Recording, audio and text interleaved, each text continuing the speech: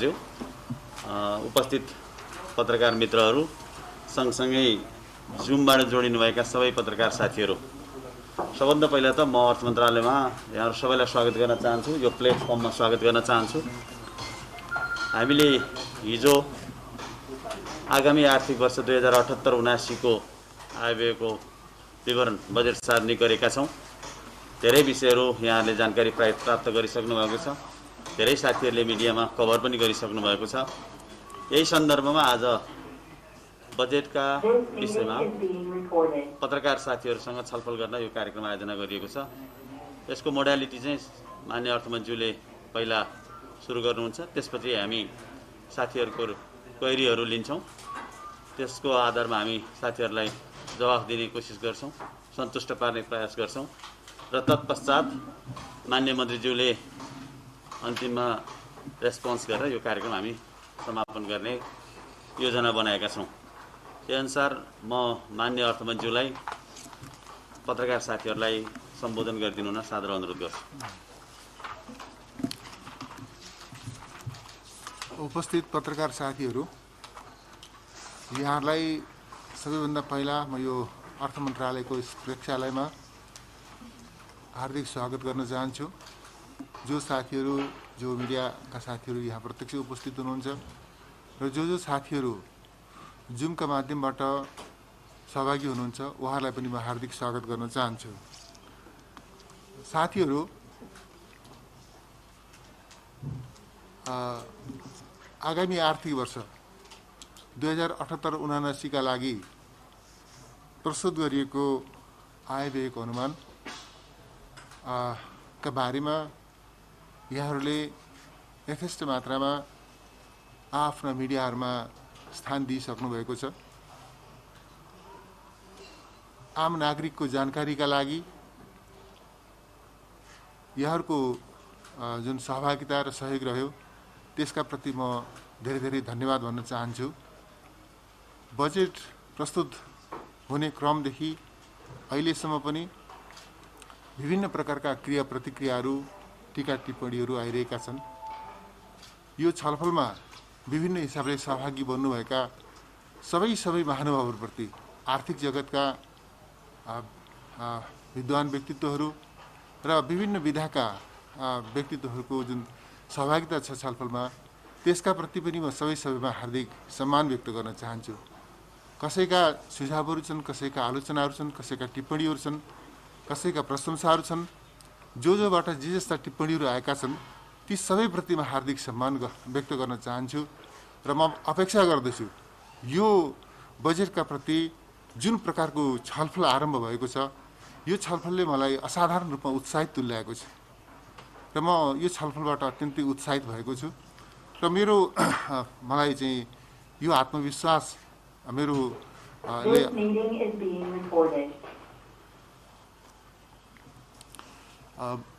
मेरो आत्मविश्वास अरू बढेको छ र खास गरिकन केही प्रश्नहरू, केही प्रसङ्गहरू यसबिचमा आएका छन्। मुख्य रूपले के प्रसङ्ग आयो भनेदेखि यो सरकारले बजेट प्रस्तुत गर्न पाउँछ, प्रस्तुत गर्न पाउँदैन, बजेट प्रस्तुत गर्न मिल्छ, बजेट प्रस्तुत गर्न मिल्दैन, बजेट प्रस्तुत गर्ने विषय संविधान सम्मत छ, संविधान सम्मत छैन,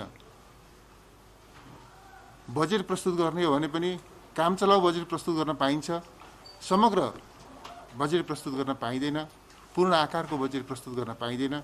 सरकारले काम गर्ने हो भने, काम चाहिँ गर्ने नै हो भने पनि काम चलाउ गर्नुपर्छ। यस प्रकारका टिप्पणीहरू पनि यस बिचमा आएका छन्। म व्यक्त विचारका प्रति फेरि पनि म सम्मान भन्न चाहन्छु र सँगसँगै म केही स्पष्ट गर्न चाहन्छु भने यो सरकारले जुन बजेट प्रस्तुत गरेको छ यो हाम्रो संवैधानिक व्यवस्था अन्तर्गतको बजेट हो। हाम्रो संविधानले जे प्रबन्ध गरेको छ तदनुकूल यो बजेट प्रस्तुत भएको छ। सरकार संविधानको सर्वोच्चताप्रति, कानुनको राजप्रति पूर्ण रूपले विश्वस्त छ, प्रतिबद्ध छ। त्यस अनुरूप नै हामी संविधानको प्रबन्ध अनुरूप यो बजेट लिएर आएका छौँ। त्यस कारणले बजेटका सन्दर्भमा संवैधानिक प्रबन्ध अनुरूप भयो वा भएन भन्ने विषयमा यो कुनै दुविधा राख्नुपर्छ भन्ने मलाई लाग्दैन। संवैधानिक प्रबन्ध अनुरूप नै यो बजेट आएको छ जब प्रतिनिधि सभा छैन विघटित भएको छ र अर्कोतर्फ संविधानले जेठ 15 गते बजेट ल्याउनै पर्ने एउटा चाहिँ बाध्यकारी प्रबन्ध संविधानमा गरिएको छ भनेदेखि त्यस्तो बेलामा सरकारले यो बजेट प्रस्तुत गर्ने मुलुकको आर्थिक क्रियाकलापलाई संविधान सम्मत ढङ्गले नियमित गर्ने जिम्मेवारीबाट सरकार पन्छिनु हुँदैन थियो। यही मान्यताका साथमा सरकारले पूर्ण आकारको बजेट लिएर आएको हो र लिएर आउनु पर्दथ्यो। योभन्दा अर्को विकल्प, संवैधानिक विकल्प हामीसँग थिएन। सँगसँगै म यो पनि राख्न चाहन्छु, यस्तो सङ्कटको घडीमा हामीले चाहिँ बजेट लिएर नआउने अथवा कामचलाउ बजेट लिएर आउने भन्ने खालका जुन टिप्पणीहरू भएका छन्, यो टिप्पणी वास्तवमा जनता र राष्ट्रका ज्वलन्त समस्याहरूको परिप्रेक्ष्यमा हेर्ने भने त्यस दृष्टिकोणले पनि यो उपयुक्त हुन सक्दैन भन्ने मलाई लाग्दछ। जहाँसम्म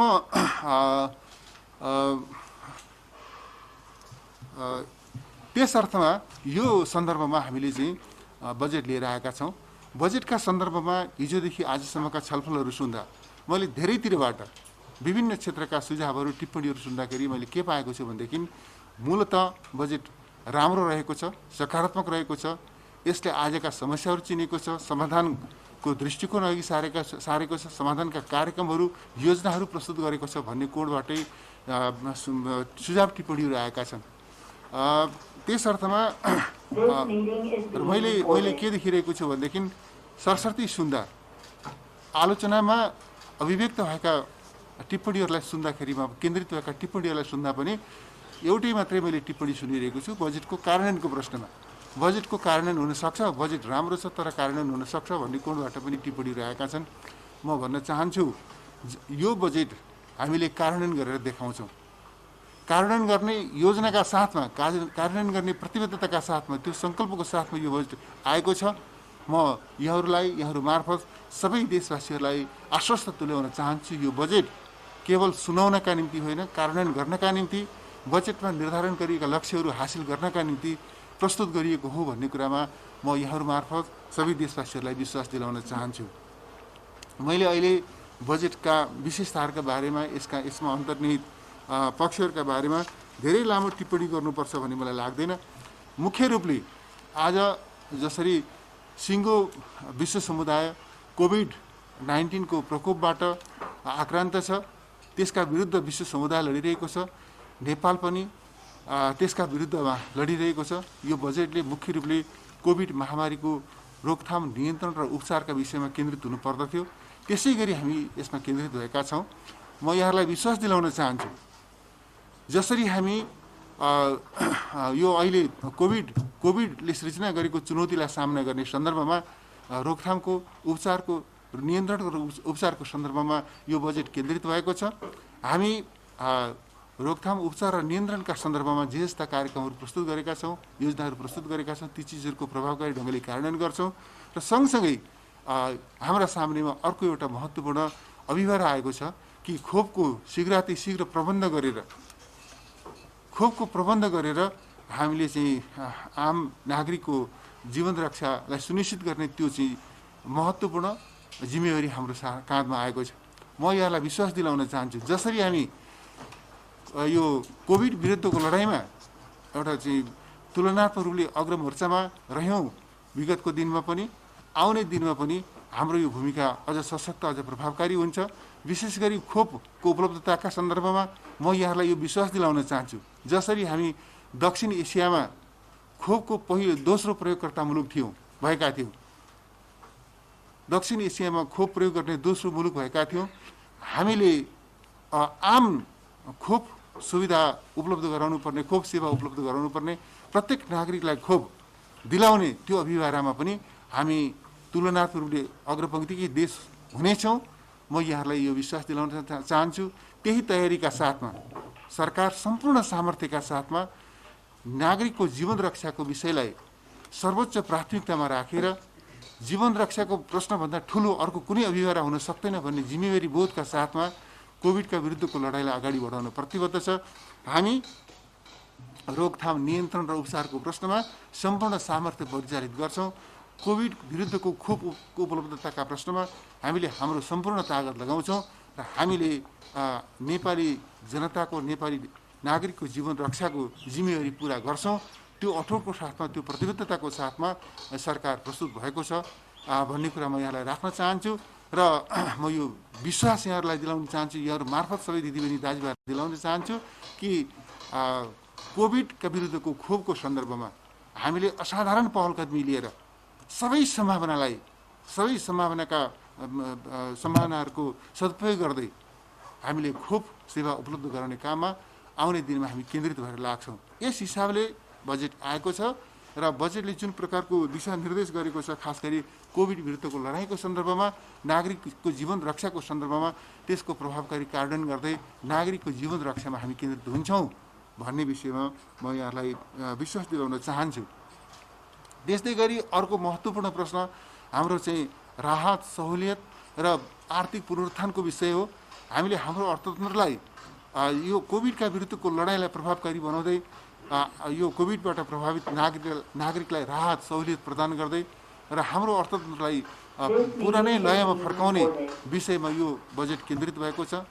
अर्थतन्त्रका विविध क्षेत्रहरूमा जे जस्ता समस्याहरूको सामना क्षेत्रहरूले जे जस्ता समस्याहरूको सामना गर्नु परेको छ, ती प्रत्येक समस्याको समाधानका निम्ति स्पष्ट दृष्टिकोण योजनाका साथमा बजेट एलोकेसनका साथमा हामीहरू प्रस्तुत भएका छौँ र मेरो विश्वास के छ भनेदेखि यो बजेटको कार्यान्वयनसँगै हामीले चाहिँ एकातर्फ नागरिकको जीवन रक्षा, कोभिड विरुद्धको लडाइँमा सफलता र नागरिकको जीवन रक्षामा हामी ऐतिहासिक उपलब्धि आर्जन गर्नेछौँ भने अर्कोतर्फ आर्थिक क्षेत्रमा जे जस्तो चाहिँ चुनौतीको सामना मुलुकले गर्नु परिरहेको छ, आर्थिक जगतका चुनौतीहरूको सामना गर्दै हामीले हाम्रो अर्थतन्त्रलाई पुरानै लयमा फर्काउने र यसलाई गतिशील तुल्याउने र हामी एउटा समृद्धिको यात्रालाई फेरि नयाँ गतिमा अगाडि बढाउने त्यस अभियानमा हामीले सफलता प्राप्त गर्न सक्छौँ भन्ने त्यो आत्मविश्वासको साथमा यो बजेट प्रस्तुत भएको छ भन्ने बेहोरा यहाँलाई राख्न चाहन्छु।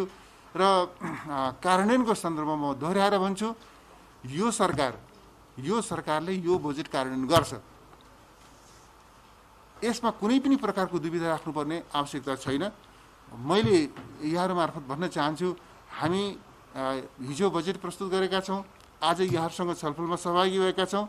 भोलिदेखि नै अलग अलग मन्त्रालयसँग सम्बन्धित योजनाहरूका बारेमा, कार्यक्रमहरूका बारेमा, कार्यान्वयनको विषयमा अर्थ मन्त्रालयसँग जुन दृष्टिकोण छ, जुन प्रस्ताव छ, त्यसका आधारमा हामी सबै मन्त्रालयहरूसँग अलग अलग ढङ्गले छलफल गर्दै कार्यान्वयनको एउटा चाहिँ अभियानलाई तीव्रता दिएर अगाडि बढ्छौँ भन्ने कुरामा म यहाँहरूलाई विश्वास दिलाउन चाहन्छु। यति कुरा राखेर केही जिज्ञासाहरू पनि आएका छन्। खास गरिकन यो सरकार चुनावी सरकार हो, त्यस कारणले भन्ने कोणबाट चुनावका निम्ति बजेट एलोकेसन भएन भन्ने पनि टिप्पणीहरू यता सुने मैले, तर त्यस्तो होइन। स्वाभाविक रूपमा यो हामीले खास गरिकन हाम्रो संवैधानिक प्रबन्ध अनुरूप जब प्रतिनिधि सभा विघटन भयो, संविधानको प्रबन्ध अनुरूप नयाँ सरकार गठनका निम्ति सबै सम्भावनाहरू सकिए र चाहिँ प्रतिनिधि सभा विघटन हुने परिस्थिति निर्माण भयो। प्रतिनिधि सभा विघटन भएर नयाँ निर्वाचनका निमित्त, ताजा जनादेशका निमित्त हामीले चाहिँ मिति निर्धारण गरेर अगाडि बढिसकेको अवस्था छ। यस्तो अवस्थामा हामीले चाहिँ यो खास गरिकन निर्वाचन त एउटा राष्ट्रिय अभिभावकका रूपमा हाम्रा सामने उपस्थित भएकै छ। यो आउने निर्वाचनलाई हामी स्वतन्त्र निष्पक्ष ढङ्गले सम्पन्न गर्ने कुरामा सरकारको यथेष्ट ध्यान छ। हामी त्यसका निमित्त पनि हामीले चाहिँ हाम्रो सम्पूर्ण सामर्थ्य परिचालित गर्छौँ भन्ने कुरामा म विश्वास दिलाउन चाहन्छु। निर्वाचन लोकतन्त्रको प्राण हो र लोकतान्त्रिक ढङ्गले मात्रै मुलुकमा कसैले पनि शासन सत्तामा पुग्छ, शासन सत्तामा टिक्छ, शासन सत्ता सञ्चालन गर्छ भने केवल लोकतान्त्रिक प्रणालीका आधारमा मात्रै त्यो सम्भव छ भन्ने हाम्रो जुन संवैधानिक प्रबन्ध छ, त्यस अनुरूप नै अगाडि बढ्नका निम्ति सरकार प्रतिबद्ध छ भन्ने म यहाँलाई विश्वास दिलाउन चाहन्छु। र निर्वाचनका निमित्त पनि यो सरकारले यथेष्ट महत्त्व दिएको, त्यस बजेटले यथेष्ट महत्त्व दिएको छ, त्यसका निम्ति आवश्यक बजेट विनियोजन गरेको छ भन्ने पनि म यहाँसँग राख्न चाहन्छु। यसबाहेक विभिन्न विषयहरूमा यो विषयगत हिसाबले, मन्त्रालयगत हिसाबले विभिन्न कार्यक्रमहरू र तिनको निमित्त विनियोजन गरिएका विषयहरूका बारेमा मैले डिटेलमा केही भन्नुपर्छ भन्ने मलाई लाग्दैन र अहिले खास गरिकन म साथीहरूसँग यो चाहिँ यति कुरा राखिरहँदाखेरि म सञ्चार जगतको पनि जिज्ञासाहरू सुन्न चाहन्छु र यहाँहरूको जिज्ञासा सुनिसकेपछि फेरि छलफलमा सहभागी हुने गरिकन मैले चाहिँ आफ्नो भनाइलाई अहिलेलाई यहाँ विश्राम दिन चाहन्छु। धन्यवाद। अब मान्य अर्थमन्त्रीले आफ्नो धारणा राखिसक्नु भएको छ। म पत्रकार साथीहरूलाई आफ्ना विषय सान्दर्भिक केही जिज्ञासाहरूको लागि अनुरोध गर्न चाहन्छु। पहिला यहीँबाट लिउँ, त्यसपछि भर्चुअल मिन्सबाट जोडिनु भएको साथीहरू आफ्नो नाम परिचय र आबद्ध संस्थाको नाम राखेर भनिदिनु होला।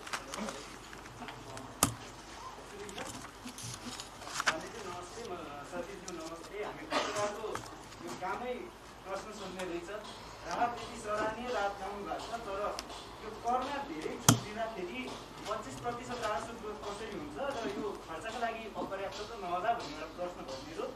अर्को छ 5 वर्षको ट्रेन हेर्दाखेरि 90% भन्दा बढी खर्च हुन सकेको छैन विनियोजनको। यसपालि फेरि टार्गेट ठुलै छ, टार्गेट ठुलै राख्दाखेरि तान्दै बढी खर्च भइहाल्छ भन्ने टार्गेट ठुलो राख्ने हो कि के? सँगसँगै आयातित वस्तुमा चाहिँ अलिकति प्रोत्साहन दिएको देखिन्छ, यसबाट व्यापारीहरूलाई फाइदा हुने भयो। आयात प्रोत्साहन किन गरियो भन्ने प्रश्न भयो एउटा। अर्को चाहिँ वित्तीय हस्तान्तरण जोडेर चाहिँ अर्थ मन्त्रालयले अलिकति चलाही गरेछ। चालु खर्च चाहिँ पहिले सबै त्यसमा हुने पुँजीगत खर्च पनि चालु खर्चमै जोडिन्थ्यो, वित्तीय हस्तान्तरण राखेर अहिले अलिक चलाही गर्न खोजिया हो भन्ने प्रश्न रह्यो। Thank you. म रबिन पौडेल सिंहदरबारबाट। मन्त्रीज्यूले चाहिँ यो बजेट बनाउने महामारी देखिनु भयो जस्तो देखियो। पहिलो र दोस्रो चरणले चाहिँ आर्थिक क्रियाकलाप चाहिँ शिथिल रहिरहेको अवस्थामा चाहिँ 10 खर्ब 24 अर्ब चाहिँ राजस्व उठाउने भन्ने एउटा प्रक्षेपण छ। यो के आधारमा त्यो देखियो? र दोस्रो कुरा चाहिँ प्रतिपक्षले पनि भनिरहेको छ यो लोक रिजाउनका लागि चाहिँ मन्त्रीले मन खुलाएर नै मतदाता रिजाउने गरिदिनु भन्ने कुरा, त्यसमा पनि अलिकति प्रश्न पारिदिनु होला। र अर्को चाहिँ यो आर्थिक वृद्धि 6.5% को प्रक्षेपण गर्नुभएको छ, यसका आधारहरू के छन्? एक दुई दिनमा भनिदिनु होला। धन्यवाद। जस्तो मन्त्रीज्यू अर्थमन्त्री जस्तो पोलिटिकली रूपमै तपाईँको बजेटलाई अस्वीकार गर्ने भनेर आज नेपाली कङ्ग्रेस, माओवादी केन्द्र, माधवमा नेपाल समूह एमाले, उपेन्द्र यादवसँग जसपा र राष्ट्रिय जनमोर्चाका शीर्ष नेताले हस्ताक्षर गरेका छन् र भनेका छन् यो सरकारलाई बजेट ल्याउने अधिकारी छैन, किनभने संसदको स्थापनाको मुद्दा फेरि अदालतको विचार दिन्छ र यो सरकार भनेको चाहिँ अब पुनः सरकार पनि होइन। यसले चाहिँ अब 1 वर्ष काम गर्न पनि पाउँदैन। तपाईँले मौसमी चुनाव गराउने भनेर नीति घोषणा गर्नुभएको छ, कार्तिकको अन्तिम र मौसमको पहिलो खाता। कसरी तपाईँले पुनः बजेट ल्याउनुभयो? त्यो अधिकार छ कि छैन? तपाईँले ल्याएको पुनः बजेटलाई मेजर पोलिटिकल पार्टीले कन्डेम गरेको छ। र अब तपाईँले बजेटको कार्यान्वयनका चुनौतीहरू के देख्नुहुन्छ? पहिलो पटक मेजर पोलिटिकल पार्टीले यो बजेटको एगस्टमा चाहिँ एकदम हस्ताक्षर सुरु गरेका छन् र भनेका छन् प्रधानमन्त्री शेरबहादुर देउवा हो, शेरबहादुर देउवा प्रधानमन्त्री बन्दैछ भनेर पनि उनीहरूले भनेका छन्। हामीले अदालतमा अगाडि सारेको बेला किन ल्यायो भनेका छन्। अब पोलिटिकल रूपमा तपाईँ कसरी फेस गर्नुहुन्छ? यसलाई कसरी कार्यान्वयन गर्नुहुन्छ?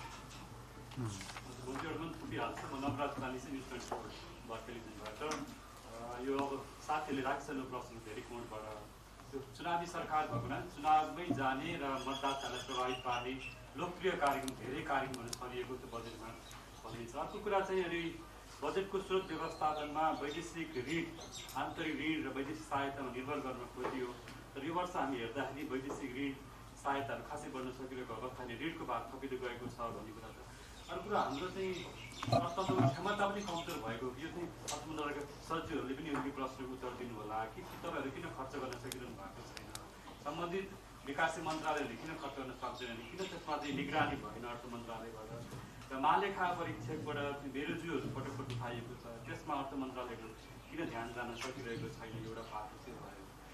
अनि त्यसै गरी यो यदि हामीले स्रोत व्यवस्थापन गर्न सकेनौँ भने राजस्वबाट मात्रै अहिले अवस्था छ कि छैन, यो चाहिँ यहाँले अर्थ मन्त्रालयबाट नि प्रश्न आइदिएको राम्रो हुन्थ्यो। र अब राष्ट्रको गौरव साधनै भएको हुनाले विशेष कोभिडको महामारीमा परेका साना मझौला रुग्ण भएका उद्योगहरू जसले श्रमिक मजदुरहरूलाई निर्भर रहेर त्यहाँबाट चाहिँ आयार्जन चाहिँ अगाडि बढाउनुपर्ने अवस्था छ, त्यस्ता खालका साना मझौला व्यवसायलाई रूपान्तरण गर्ने आर्थिक उत्थान गर्ने खालको अथवा सहुलियत ब्याङ्कको कर्जामा अथवा कुनै पनि खालको सहुलियत प्याकेजहरू के आएको छ त्यो पनि प्रश्न गर्न चाहन्छु। अरू साथीहरू जुमतिर जाउँ कि के गर्दैछु? जुमबाट जोडिनुभएका साथीहरू सर, यो अध्यादेशबाट आएको यो बजेटको आयु कति र यसको वैधानिकता कति र संसद पुनर्स्थापन भयो भने पुरा बजेट ल्याउन मिल्छ कि मिल्दैन भन्ने एउटा क्वेसन। अर्को चाहिँ यसको स्रोत व्यवस्थापन के हो बजेटको? म चाहिँ Sita Pokharel prime times.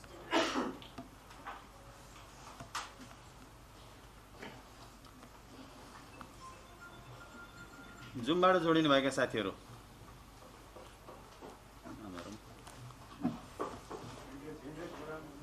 Hand raise भएको हेरौँ, तलबाट रेज भएको 61 जना हुनुहुँदैछ। जोडिनु भएको 61 जना हुनुहुन्छ।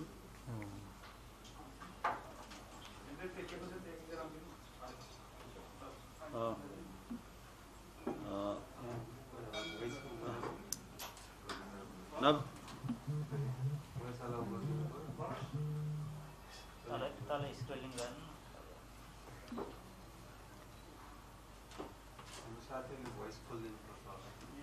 भोइस खोलेछ?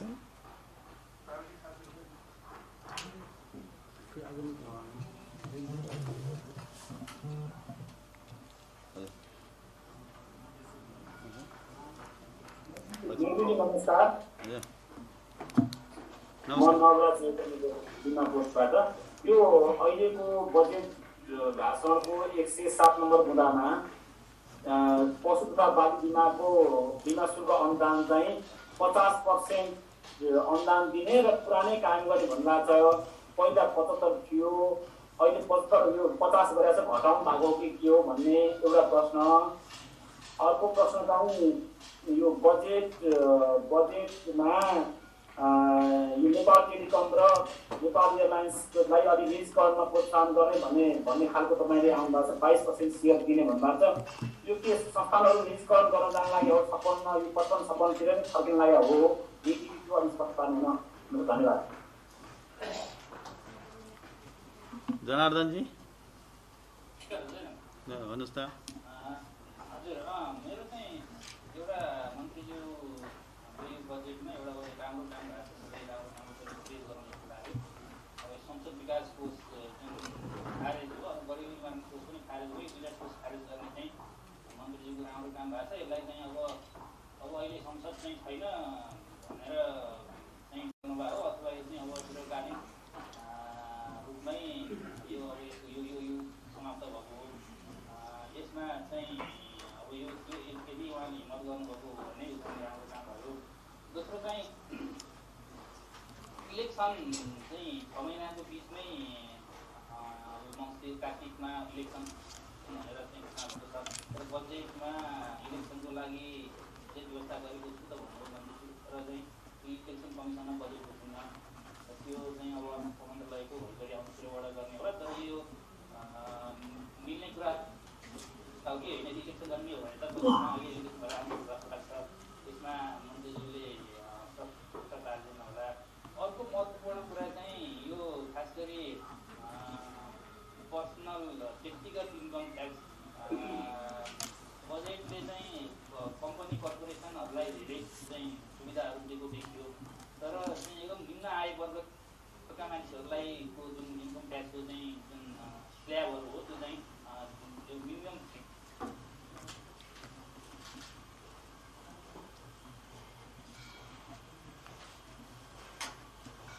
जनाजी सुनिरहनु भएको छ? खोइ तपाईँको आवाज आएन।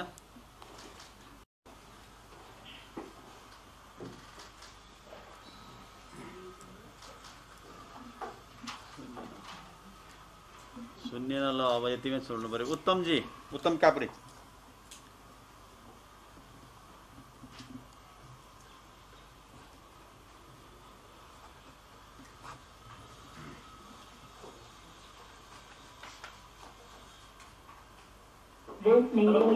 हजुर उत्तमजी हो? हजुर सुन्यो? हजुर गजेन्द्रजी हजुर नमस्कार। नमस्कार। मन्त्रीज्यू नमस्कार। नमस्कार।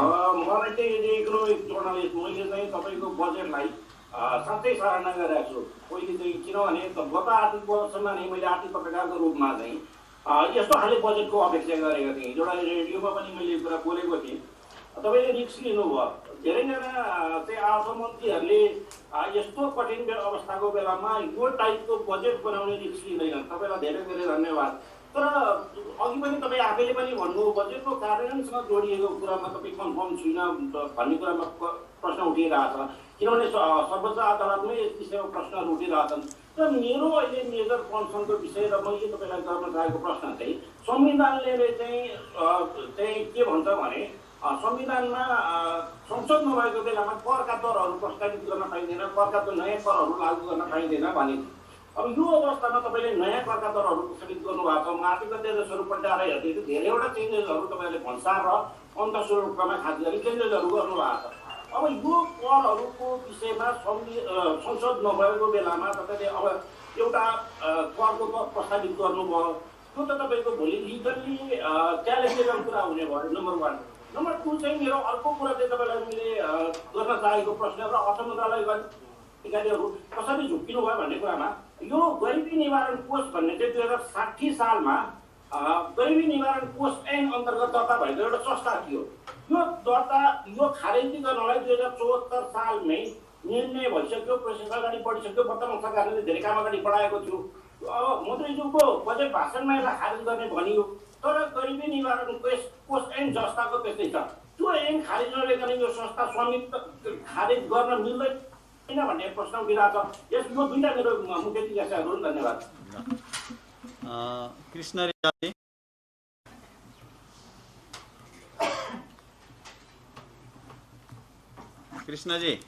कृष्ण रिजाल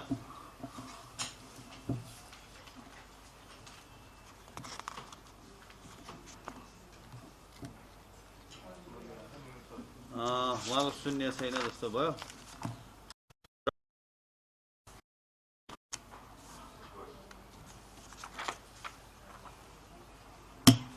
शून्य नै थियो।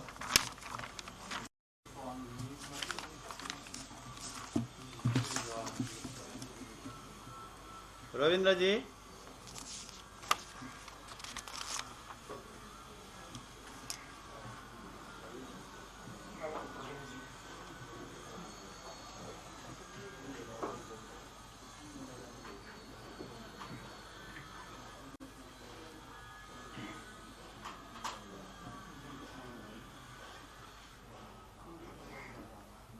This meeting is being recorded. Rabindra जी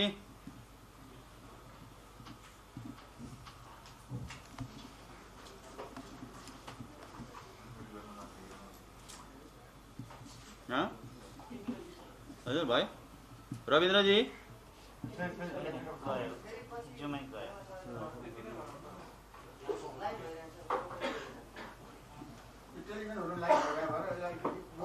ताने तिमी जाउँ त फेरि नपाउने भन्नु होला नि। फेरि हामीले गर्दा ढिलो छुट्याएको भन्नु पर्ला। ल साथीहरू धेरै धेरै धन्यवाद। साथीहरूले धेरै महत्त्वपूर्ण प्रश्नहरू सोध्नु भएको छ। मलाई लाग्छ यी विषयहरू सबै हामीले जवाफ दिने गरी सोध्नु भएको छ। तपाईँहरूलाई धन्यवाद छ। सबभन्दा पहिला म केही राज सचिवलाई केही भन्न अनुरोध गर्छु, त्यसपछि मैले र गौरव साहब अनि अन्तिममा मात्रै मन्त्रीले केही रेस्पोन्स गर्नुहुन्छ। मैले राज सचिवलाई अनुरोध गर्न चाहेँ पहिलो। धन्यवाद सचिव। पत्रकार साथीहरूले प्रश्नको लागि धन्यवाद। यो राजस्वसँग सम्बन्धित दुई चारवटा प्रश्नको म यहाँ रेस्पोन्स गर्न चाहन्छु। पहिलो कुरा यो कर छुट धेरै भयो, यसले राजस्वको लक्ष्यको चाहिँ कसरी प्राप्त होला भन्ने सन्दर्भमा एउटा कुरो के भन्नु, राजस्वको लक्ष्य अहिलेको यो वर्षको संशोधित अनुमानको 20% मात्र हो। अहिले साथीले 25 भन्नुभएको थियो, 25 होइन। र यो कर छुट चाहिँ खालि हाम्रो खास गरी उद्योगलाई, उत्पादनमूलक उद्योग, पर्यटन व्यवसाय, साना करदाता र यो अनि अर्को निर्यातमूलक उद्योगहरू र यो स्वास्थ्य उपचारसँग सम्बन्धित सामानको चाहिँ इम्पोर्ट गर्दाखेरि हामीले कर छुट दिएको हो। र दोस्रो कुरो आयाततर्फ हाम्रो कर छुट भनेको औद्योगिक कच्चा पदार्थमा हामी केन्द्रित भएको छौँ, औषधि लगायत केही सामग्रीमा छ र केही घरायसी प्रयोग सामानमा मात्रै हामीले दिन्छ। त्यस कारणले यो आयातकर्तालाई चाहिँ टार्गेट गरेर चाहिँ कुनै किसिमको छुट दिएको छैन। एउटा म कुरो स्पष्ट गर्न चाहन्छु।